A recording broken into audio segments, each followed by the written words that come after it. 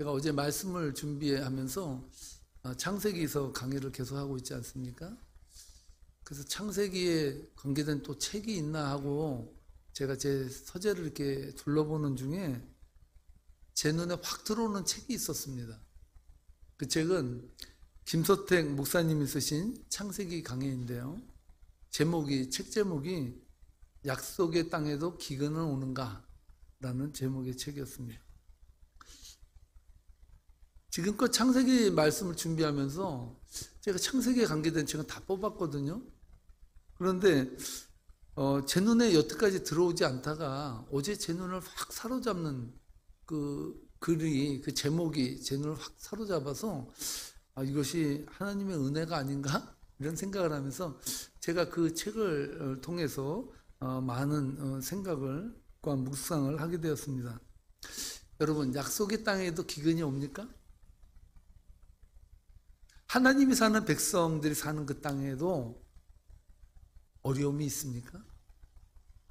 좀 더 우리의 삶과 밀접하게 이 말씀을 풀어보면 하나님의 약속을 받은 백성의 삶 속에도 기근이 오는가? 고난이 오는가? 이러한 질문을 담고 있다고 생각합니다. 저는 이 책의 제목 하나만으로도 이 책에 갇혀있다 생각했습니다. 물론 안에 내용을 읽어봤을 때는 책의 제목만큼 무게감이 있게 느껴지진 않았지만 이 책의 제목 하나로도 이 책에 갇혀있다라고 생각이 들었습니다. 여러분, 이 책의 제목을 통해서 김서택 목사님께서 말하고자 하는 메시지는 뭐였을까요? 약속의 땅에 살아가는 하나님의 백성들도 고난을 당한다라는 사실. 근데 이상한 일이 한 가지 있습니다. 우리가 머리로는 이해가 되는데 약속의 땅에도 고난은 임할 수 있다. 하나님의 백성에게도 고난이 임할 수 있다라고 생각을 하는데요. 정작 그 고난이 우리 주위 사람들에게 임하게 될 때 여러분들은 어떠한 생각을 먼저 떠올리게 됩니까? 하나님의 백성들이 고난을 받을 때, 우리 주위의 사람들이 고난을 받을 때 우리 생각에 언뜻 드는 것은 뭔가 잘못이 있지 않는가? 뭐 죄된 것이 있는 것이 아닌가? 이런 생각을 먼저 언뜻 하게 됩니다. 하나님의 백성들에게도 고난이 찾아올 수 있다고 말하지만 정작 하나님의 백성이 고난과 문제를 만나게 되면 항상 이 문제를 죄의 문제와 결부시켜서 끌고 가는 것이 인간의 내적인 심리 상태라는 사실. 미국에서 큰 화제를 몰고 왔던 지금은 소천하신 강영호 박사님이라는 분이 계십니다. 이분은 부시 전 대통령 당시에 백악관 국가장애위원회 정책자문 차관보의 자리에 올랐던 분입니다. 이 강 박사님과 결혼한 서근옥 여사가 사실은 이 강 박사님이 중학교 때 실명을 했거든요. 그 실명을 당하고 어려움을 겪을 때 누나로서 이 강 박사님을 도와줬던 분입니다. 근데 이 강 박사가 너무나도 가엾게 보이고 그에게 관심이 가서 나중에 누나 하다가 여보가 됐습니다. 근데 이 서근옥 여사가 이 강 박사님과 교제를 나눌 때 있었던 일을 이야기하는데 이런 서론 이야기가 있었다고 합니다. 식당에 함께 들어갔는데 그때 당시는 지금보다 더하죠. 그 장애에 대한 인식이 많이 없던 당시죠. 식당에 갔는데 장애자가 왔다고 재수가 없다고 나가라 그런 거예요. 그뿐만이 아닙니다. 한 번은 버스에 올라탔는데 시각장애인이 타면 타이어가 펑크나는 그러한 일이 벌어진다는 그 루머가 있어서 버스 운전사가 강영호 교수와 석문옥 이 부부가 이 연애할 당시죠. 그때 같이 이 연인이 타는 것을 보고 이 운전수가 차 밖으로 다 내쫓았다는 거예요. 지금 그 정도는 아닌데요. 한국 사회에 알게 모르게 깊이 가슴속에 이 담겨져 있는 정서 중에 하나는 장애를 갖고 살아가는 사람들에 대한 편견이 있다. 여러분, 교회라고 다를까요? 사업이 실패하고 병들고 또한 문제 만난 성도들을 보게 되면 이렇게 위로하지 않습니까? 참 당신 안 됐습니다. 신앙적으로 볼 때 당신 지은 죄를 한번 좀 생각해 보시죠. 뭘 잘못했는지. 회개할 거리를 찾아서 빨리 회개할 때 하나님 앞에 매를 덜 맞습니다. 이렇게 조언이랍시고 조언을 합니다.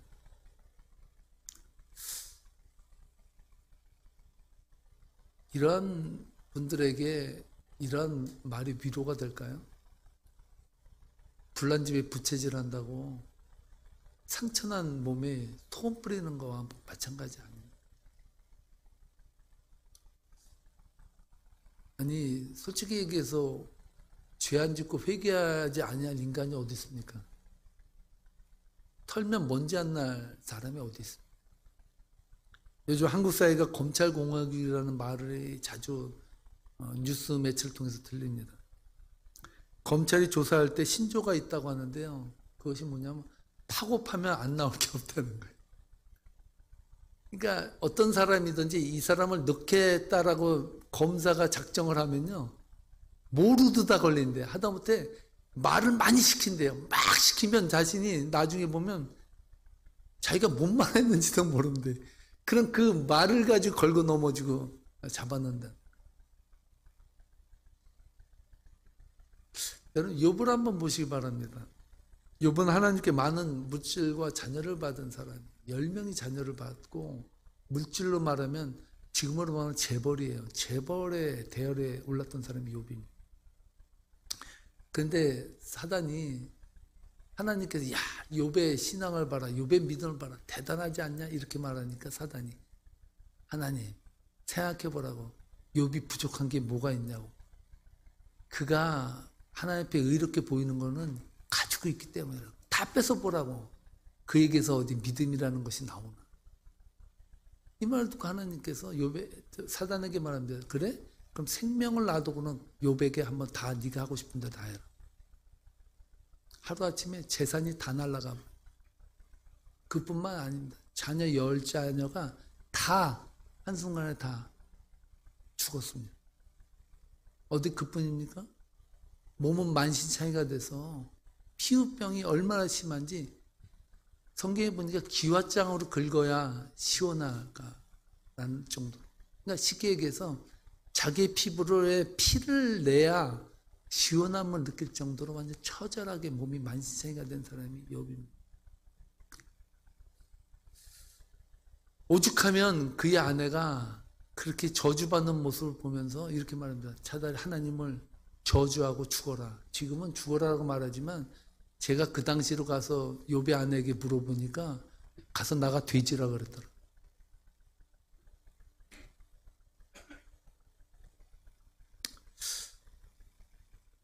졸지에 욥은 사람들에게 하나님의 저주받은 자라는 낙인이 찍혀버렸어요. 이 욥을 위로하러 엘리바스, 빌닷, 소발이 이 세 친구가 찾아왔는데 제가 잘 쓰는 표현 중에 하나가 저승집 개가 죽으면 문상을 가도 저승이 죽으면 문상을 안 간대요. 이 날아가는 새도 떨어뜨린다는 그 새도가 있는 사람에게는 정승집에 개가 죽으면 문상을 간대. 왜요? 정승한테 눈도장 찍어야 되니까. 근데 가다가 정승이 죽었다 그러면 에이 안 가도 된다 그러고 끝난다는 거예요. 이게 세상의 권력이거든요. 권력은 여러분 물과 같고 구름과 같은 거예요. 뜬구름 잡는 거. 힘이 있고 권력이 있으면 그 앞에 빌붙는 빈대들이 붙기 마련. 그런 의미에서 이 욥의 세 친구는 어떤 면에서는 상당히 대단한 사람들. 왜? 욥이 다 망하고 철저하게 망가졌는데 찾아왔다는 거예요. 근데 찾아와서 뭘 하냐.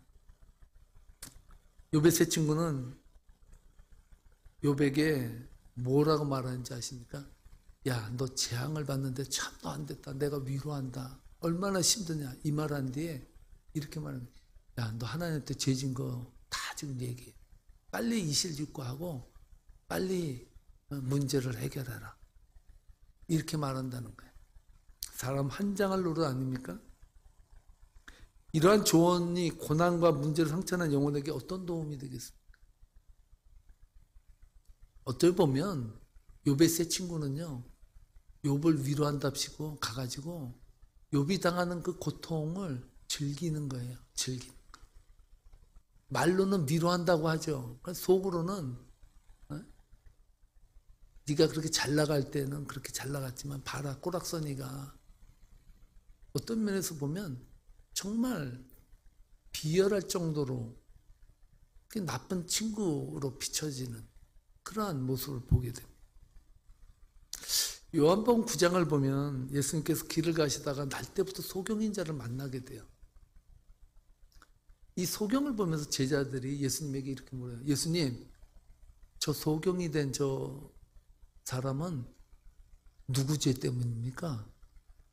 저 소경의 죄입니까? 아니면 부모 죄입니까? 근데 만약에 예수님께서 그거 소경의 죄다 아니면 그 부모의 죄다 이렇게 말했으면 얼마나 참 힘든 그런 상황이겠습니까? 예수님은 날 때부터 소경된 자를 보면서 제자들에게 이렇게 말합니다. 요한복음 9장 3절인데요. 함께 읽어보겠습니다. 예수께서 대답하시되 이 사람이나 그 부모의 죄로 인한 것이 아니라 그에게서 하나님의 하시는 일을 나타내고자 하심이라. 아멘. 소경이 된 자의 상태를 물을 때 죄의 문제로 보지 말고 하나님의 역사가 나타나는, 하나님의 은혜가 나타나는 그 문제를 보라고. 예수님은요, 그 당시에 가졌던 장애를 가진 사람들에 대한 사회적 편견에 대해서 시각 교정을 해주고 있습니다.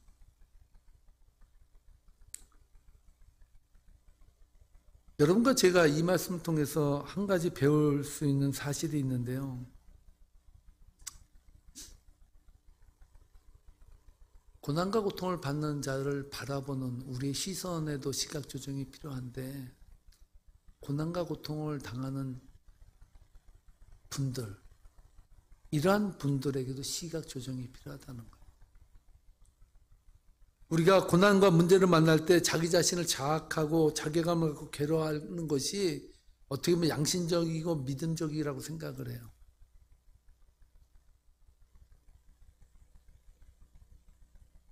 그러나 엄밀히 말하면 문제를 통해서 내가 나를 판단하고 나의 인생을 내가 좌지우지하려고 하는 그 자체도 교만일 수 있다는 사실.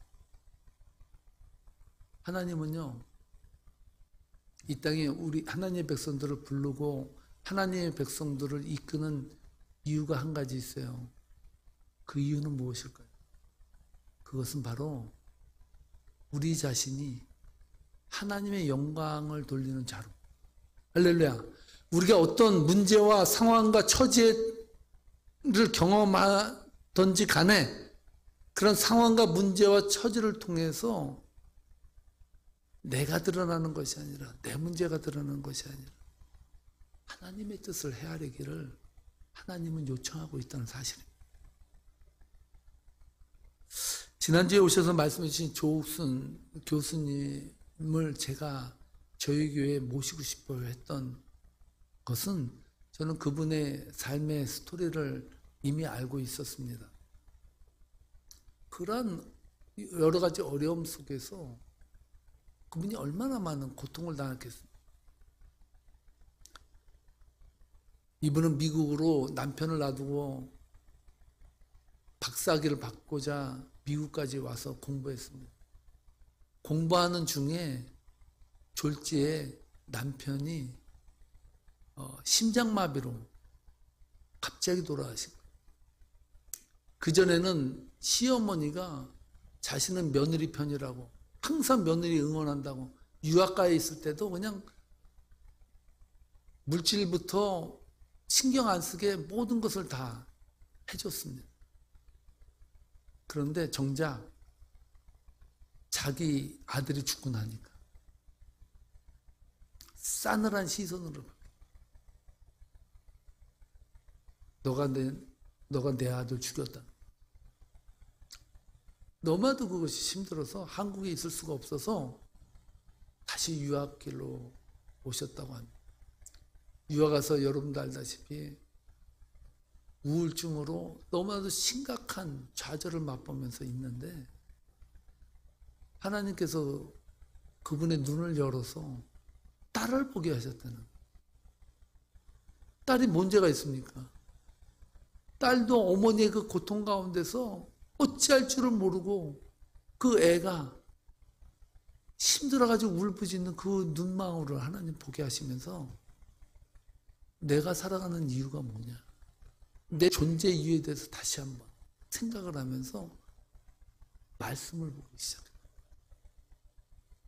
그 말씀 가운데 하나님의 위로와 치료하심을 받고, 내가 살아가는 것은 나의 어떤 야망을 위해서도 아니고 내가 무언가를 이 땅에 이루어오는 사람으로 살아가는 것이 아니고 나의 모든 삶이 하나님 앞에 드러나기를, 하나님의 영광만 나타나기를 바라는 마음으로 살아가야 되는구나, 이것을 깨달으면서 회복됐다고. 제가 이분과 함께 예배드리기 전에 맥도날드에서 만나서 잠깐 이야기를 나눴습니다. 그 이야기 나눈 중에 제가 교수님한테 그랬어요.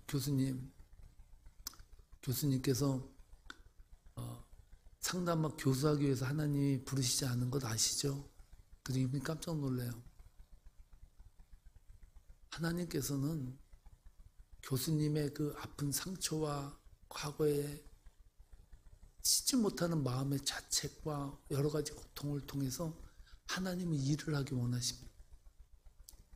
교수님께서는 교수님이 경험한 그 고통을 통해서 고통받는 자를 치유하세요. 앞으로는 교회를 통해서 많은 사람들에게 간증을 나누세요. 그래서 하나님의 영광이 교수님의 삶을 통해서 드러나도록 하나님은 교수님을 사용할 것입니다. 제가 해서는 안 될 말이기도 하고 한데 제 입에서 그 말이 튀어나온 거예요. 근데 교수님께서 제 말이 하나님의 말씀으로 들린다고. 그래서 저에게 기도해달라고. 그래서 예배 보기 전에 맥도날드에서 기도하고 왔습니다.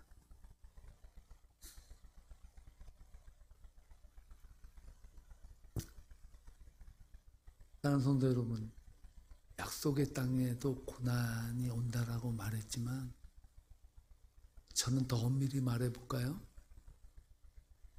약속이 땅이기 때문에 고난이 옵니다. 할렐루야. 믿음의 사람들은 우리 자신이 하나님 앞에 철저하게 우리 자신이 낮아지고 하나님의 영광이 드러날 때까지 하나님은 우리를 단련해 가시고,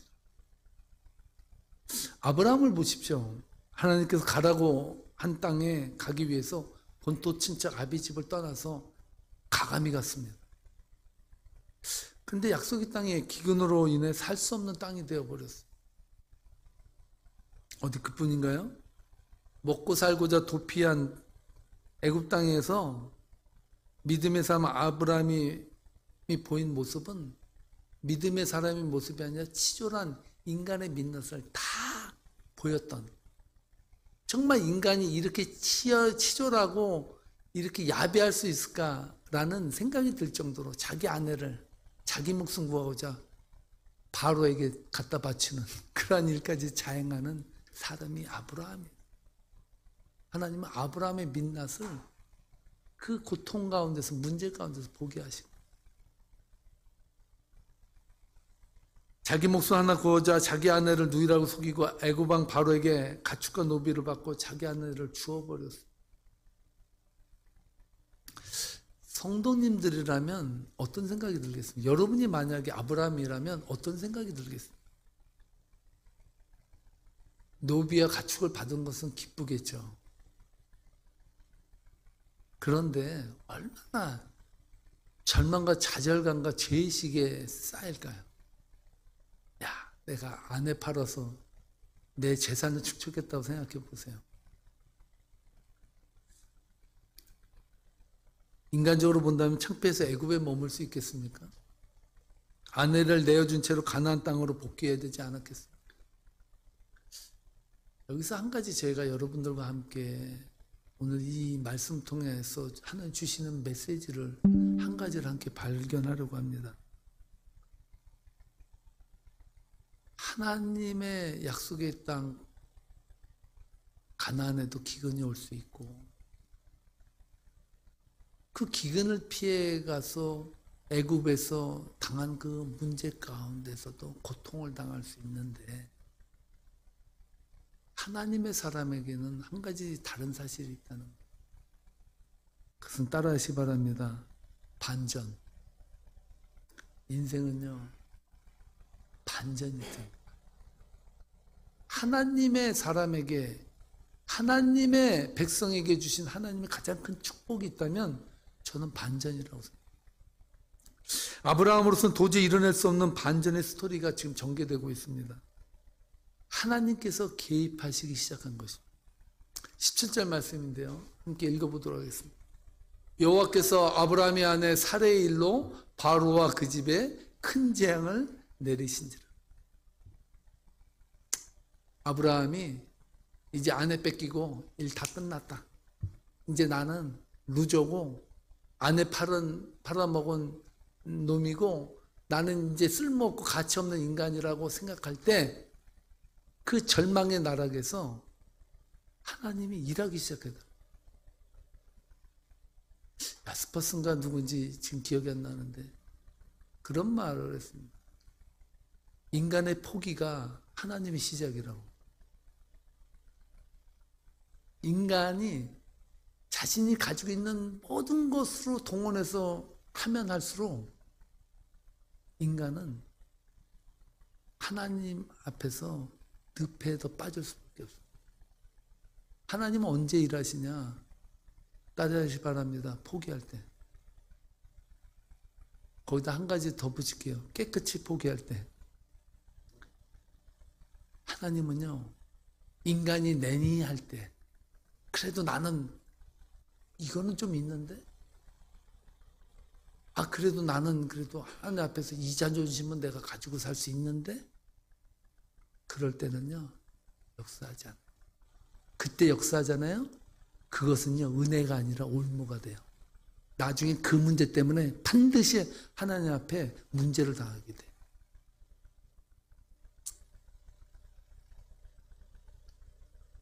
그 여인이 칭찬받았던 적이 한 번 있죠.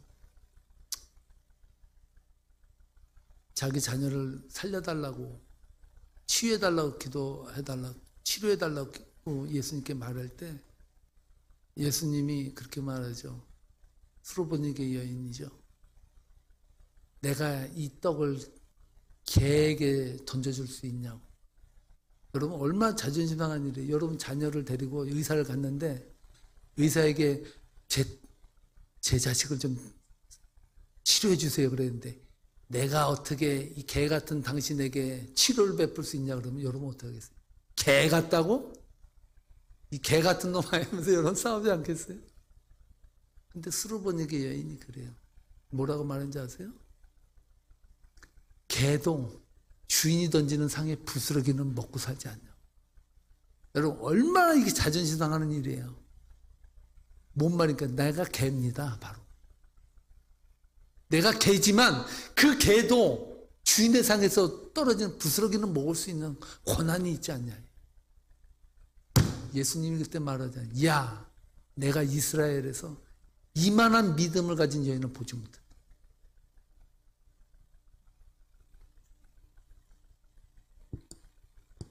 여러분, 하나님의 반전이 뭔지 아세요? 죄는 아브라함이 졌는데 벌은 바로왕이 받고 있다는 사실이에요. 우리 18절로 20절 말씀 함께 읽어보도록 하겠습니다. 바로가 아브라함을 불러서 이르되 내가 어찌하여 나에게 이렇게 행하였느냐? 내가 어찌하여 그를 내 아내라고 내게 말하지 아니하였느냐? 내가 어찌 그를 누이라여 내가 그를 데려다가 아내를 삼게 하였느냐? 내 아내가 여기 있으니 이제 데려가라 하고 바로가 사람들에게 그의 일을 명하며 그들이 그와 함께 그의 아내와 그의 모든 소유를 보내었더라. 아멘. 대단하지 않아요? 여러분, 아브라함이 거짓말을 했어요. 근데 재앙은 누가 받았어요? 바로 왕이 받았어요. 바로 왕이 재앙을 받으면서 하나님께서 알려준 게 뭐냐면 네가 지금 아브라함의 아내를 지금 네가 데리고 있다는 사실을 알려줬다는 거예요. 여러분이 만약에 바로 왕이라면 어떤 조치 내리겠어요? 여러분, 아니 감히 왕을 속여가지고 왕이 재앙을 받게 해. 여러분이 왕이라면 아브라함 어떻게 하겠어요? 저 같으면요, 주리를 트는 것이 아니라 능지처참을 해도 10번을 더 할 것 같아. 이거 왕을 능멸한 거 아니에요? 완전 왕을 갖고 놀다가 왕이 피해보게 만든 거예요. 근데 성경은 아브라함이 왕에게 얻어 터졌다는 말이 안 나와요. 오히려 뭐라 그러니까 20절에 바로가 사람들에게 그의 일을 명하며 그들이 그와 함께 그의 아내와 그의 모든 소유를 보냈더라. 뭐라고 명했어요? 야, 아브라함 털끝도 건들지 마라. 건드렸다가는 더 다친다. 조심해서 그가 가진 모든 것을 갖다 가지고 가게 하라. 여기에 뭐가 섞여 있을까요? 바로가 아내를 준 대가로 준 가축까지 다 들어가서 다 갖다 가져가라. 반전 아닙니까? 반전.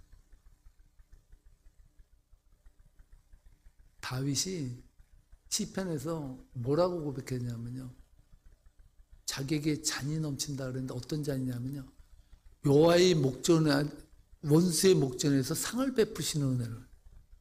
지금 원수가 있는 그 목 앞에서 여호와께서 다윗에게 상을 베풀어서 잔치를 베풀어 주신 하나님이라고 고백을 해요. 이 반전 아닙니까? 하나님의 백성들은 하나님의 주권 아래 있습니다. 할렐루야, 믿습니까? 우리는 어떤 상황을 만나든지 세상이 우리를 죽음 앞에 끌어가는 그런 일이 있을지라도 우리의 모든 주권은 하나님이 잡고 있어요. 사람에게 충성하지 않는다라고 어느 윤석열 대통령이 말했다고 합니다. 믿음의 사람은요, 하나님의 주권 안에 있는 권한이 있어요. 비록 세상이 볼 때 고통당하고 어려움당하고 심겨움이 있을지라도 하나님의 백성들은 하나님이 이끌어 가시고 만들어 가시고 하나님이 인도해 가셔요. 이것을 바라보는 것이 믿음입니다. 저는 아브라함이 애굽에서 분명히 실패했어요. 실패가 실패로 끝나는 것은 실패를 통해서 받는 교훈이 없을 때 그는 실패가 실패로 끝나는 거예요. 그리스도인들에게 인생의 실패가 아닌 이유는 그 실패를 통해서 얻는 교훈이 있기 때문에. 그렇다면 여러분, 이 아브라함이 애굽을 떠날 때 그가 받은 모든 노비와 가축을 끌고 그 애굽 땅을 떠나갈 때 그의 마음속에 무엇이 남아 있었습니까?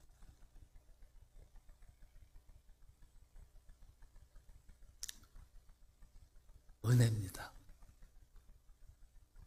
아브라함이 그 바로 왕에게 거짓말해서 살 수 있었던 이유는 아브라함이 변명을 잘해서도 아니고 아브라함이 힘이 세서도 아니고 아브라함이 능력이 있어서도 아니에요. 그것은 하나부터 철저히 10개까지 모든 것이 다 하나님의 계획과 하나님의 은혜라는 사실이에요. 그러므로 아브라함이 바로의 그 고난을 통해서 그 고난받는 그 애굽의 땅에서 믿음의 교훈을 얻은 것이 한 가지 있다면 은혜가 무엇이냐는 거예요.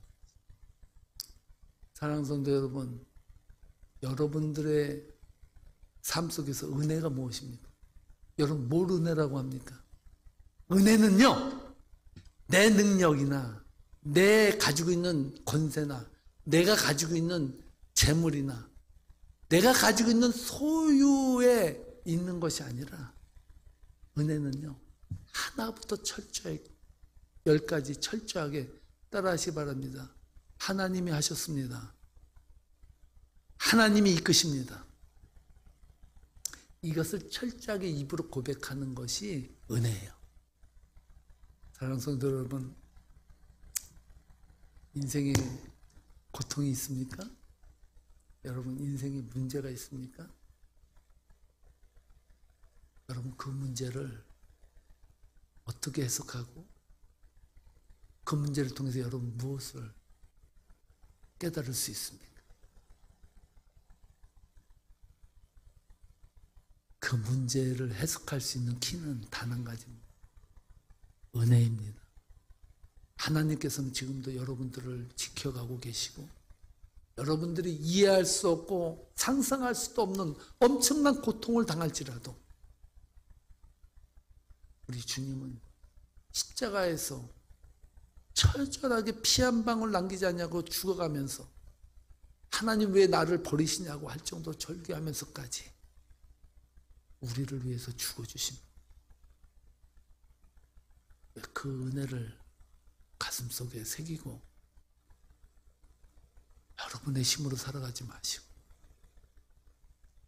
은혜로 살아가는 거룩한 하나님의 백성이 되시기를 주님으로 축복합니다. 축복합니다. 기도하시겠습니다.